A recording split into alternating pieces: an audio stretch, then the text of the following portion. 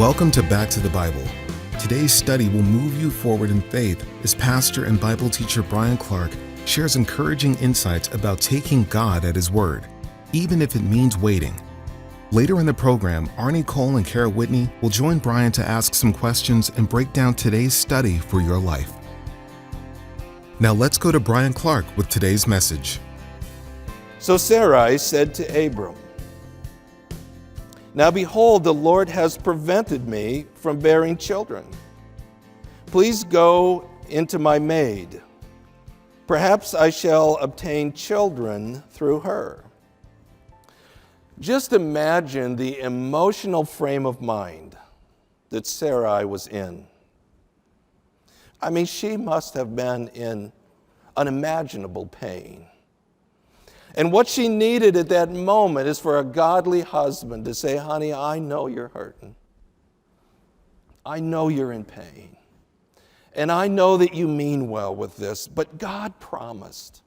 God promised, and He promised it would be us. Let's just wait."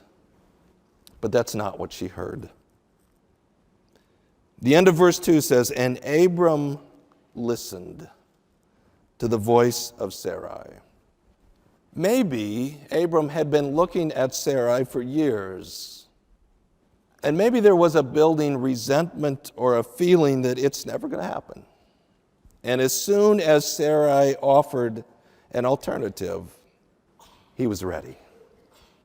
Verse 3, "And after Abram had lived 10 years in the land of Canaan, Abram's wife Sarai took Hagar, the Egyptian, her maid, and gave her to her husband Abram as his wife.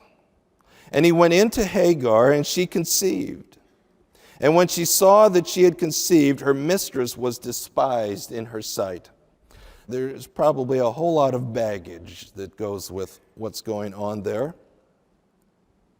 At this point, again, what we need is a godly husband to come to Sarai.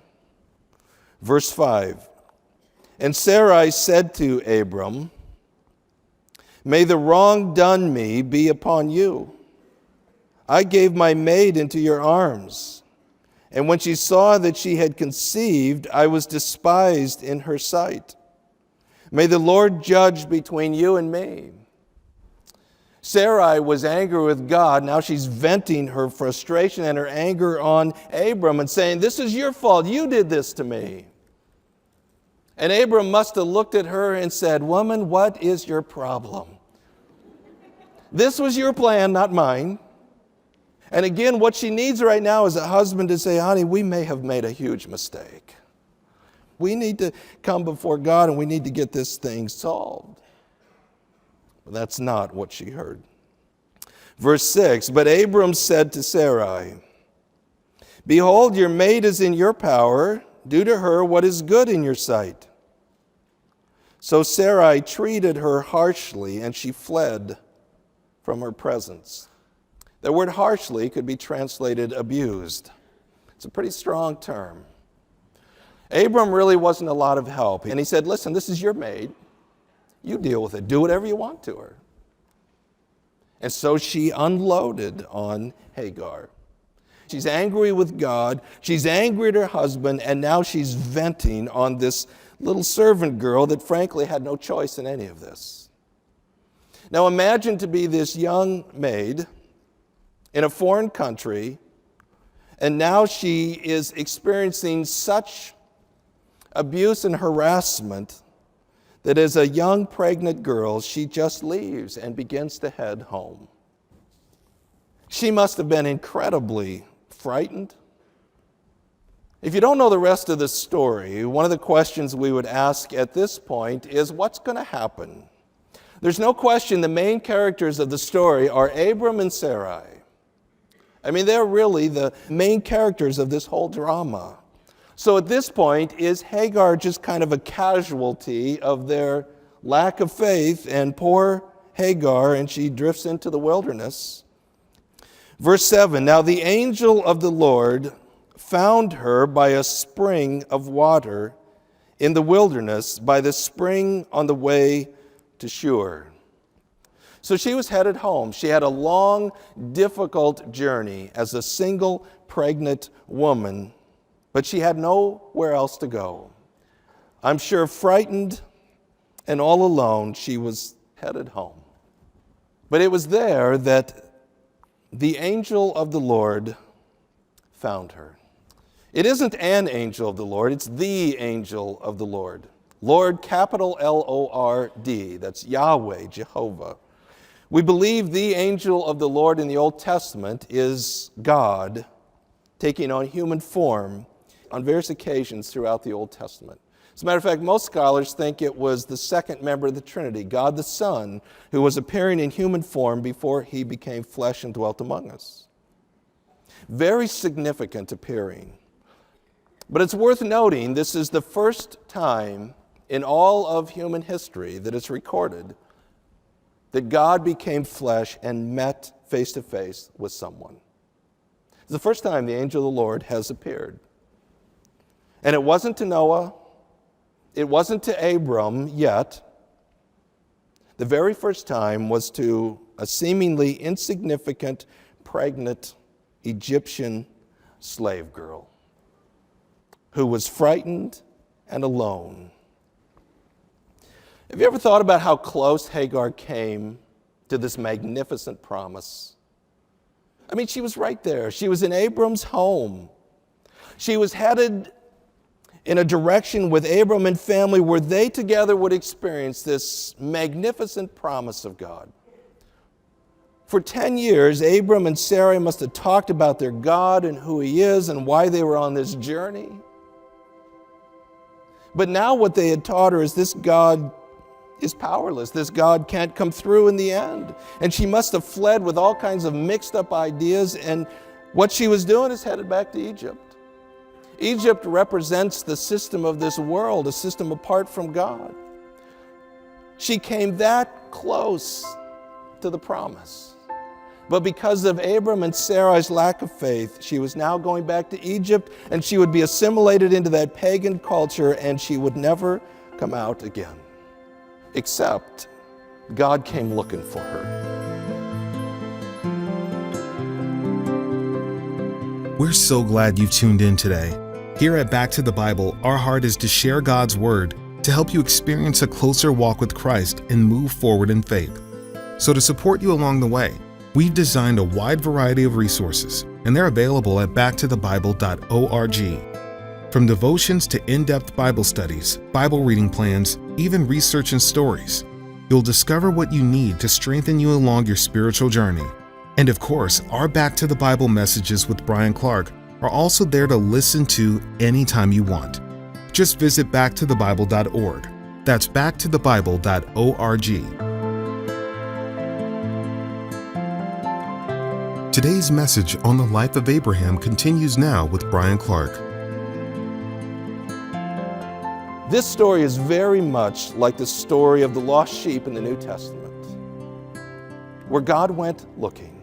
I don't know if you ever struggle with whether or not God cares about you, whether you feel like maybe you're just so insignificant God could never really care, God could never really notice. You know, I understand God with the Noahs and God with the Abrahams and God with the Moseses, but that's not me. That's not me. I'm more like the insignificant little pregnant Egyptian slave girl. What would God want with me? It is interesting that God shows up in human form to rescue this little girl and bring her home. And so he does. Verse 8, and he said, Hagar, Sarai's maid. Notice in verse 3, she was given to be Abram's wife, but God in a sense is saying, I'm not buying that. You're still Sarai's maid. And he said, Hagar, Sarai's maid, where have you come from and where are you going? And she said, I am fleeing from the presence of my mistress Sarai. Then the angel of the Lord said to her, return to your mistress and submit yourself to her authority. Moreover, the angel of the Lord said to her, I will greatly multiply your descendants, so that they shall be too many to count. The angel of the Lord said to her further, behold, you are with child, and you shall bear a son, and you shall call his name Ishmael, because the Lord has given heed to your affliction. The angel of the Lord, God himself, comes before Hagar and says, I want you to go back. I want you to go back home. In a sense, what he said is, I'll take care of it. I just want you to go back. And I want you to submit to this authority. And I want you to know you're going to have more descendants than you can even begin to count. And you're going to have a son, and I want you to name this son God Hears. That's what the name Ishmael means. It means God hears, because he said, God has heard your anguish, and he's going to take care of you. Isn't that what this whole story's been about? Abram and Sarai, in their anguish, convinced themselves God doesn't hear. God doesn't hear, God doesn't care, God isn't doing anything. Therefore, we need to fix it. We need to take charge. And so Hagar took off, and she's convinced that whoever this God is, he doesn't hear, he doesn't care, and so God says, I want you to name your son. God hears. Don't ever forget that. Verse 12, and he will be a wild donkey of a man. His hand will be against everyone, and everyone's hand will be against him. And he will live to the east of all his brothers. Probably not a description every mother wants to hear of her son. Describing him as being independent, being very stubborn, and being in conflict as a way of life. Not just in conflict, but in conflict with his brothers. Tonight, when you get home and you turn on the nightly news, that's what you'll hear. Ishmael was the father of the Arab people. And they would forever be in conflict with their brothers, the Jews. They can sign 100 peace treaties in the Middle East, but there won't be peace. Because the problem is not geographical, the problem is theological, and it goes back to Genesis 16, and God said this is the way it's going to be. It is a constant reminder of Abram and Sarai's choice. We do have to be a little bit careful with that, though. It's not to say that every Jew hates every Arab, and every Arab hates every Jew. We have Jews in this church, and we have Arabs in this church, and through the life-changing power of the gospel, they love each other. But what it is saying is, as nations, as a people, they will constantly be in conflict. And history certainly bears that out.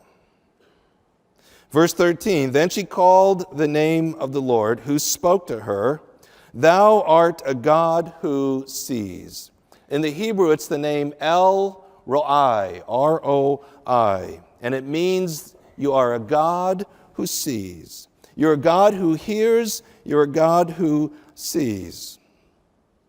For she said, I have even remained alive here after seeing him. It was believed that if you saw God face to face, you could not live. And that's true. If you saw God in all his glory, you couldn't. But she did see God face to face, and she lived. And she's realizing this was an incredible moment that she's experiencing. Verse 14, therefore the well was called Bir Lahai Roi.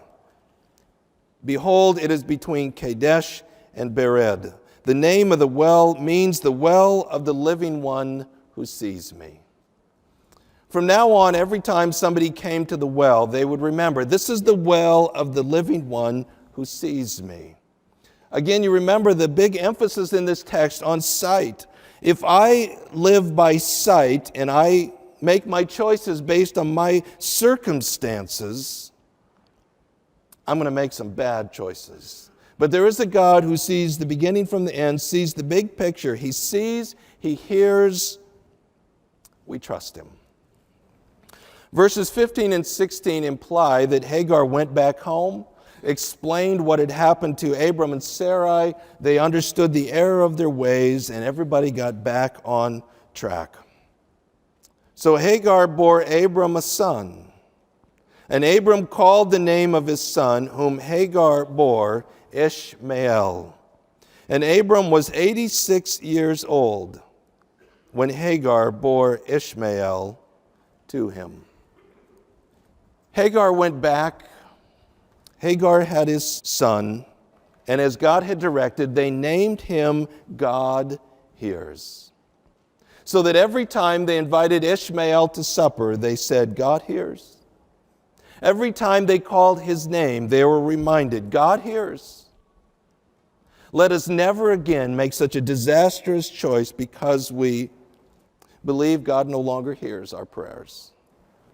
Why would that be important? Because after Ishmael was born, another month passed, and Sarai was not pregnant.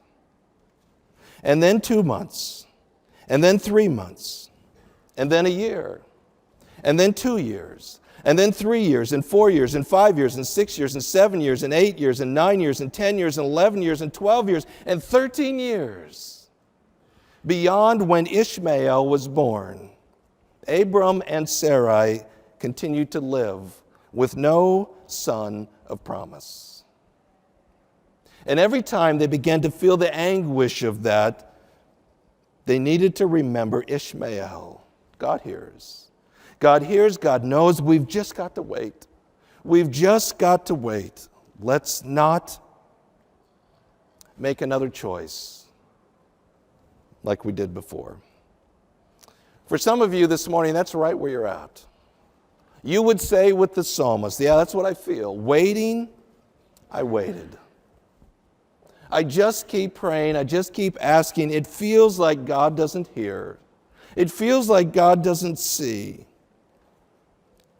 I'm getting tired of waiting. And maybe some of you are thinking about taking charge. I'm going to figure out some way to take charge. I'm going to fix this. I'm going to control it. I'm going to manipulate it. I'm going to take a socially acceptable way to resolve this. When you know God has said, just wait for me. Just wait.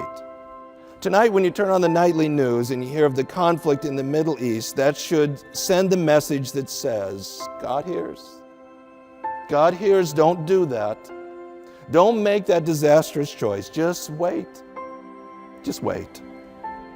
You can never be a person of faith if you don't understand what it means to wait on God. Now let's join Bible teacher Bryan Clark in the studio with Back to the Bible CEO Arnie Cole and author Kara Whitney. Just wait. Bryan, those are the two killer hardest words for me ever to deal with. I'm like double parked, always on the move, and always trying to make things happen. Trying to take that always out of there. But honestly, I can look back in my life and see how important it is not to get ahead of God in anything you do. Yeah, it is so hard. And I think those of us wired up to be leaders, it's really hard just to wait. You know, Psalm 40 verse 1 says, waiting, I waited. I love the Hebrew there because we find ourselves in that situation all too often. Sometimes it's just so painful to wait, but you know, it's so common in these stories. We've talked about it. Noah had to wait. Abraham and Sarah had to wait. Isaac had to wait. Jacob had to wait. Joseph had to wait. David had to wait. Hannah had to wait. It's just part of the story.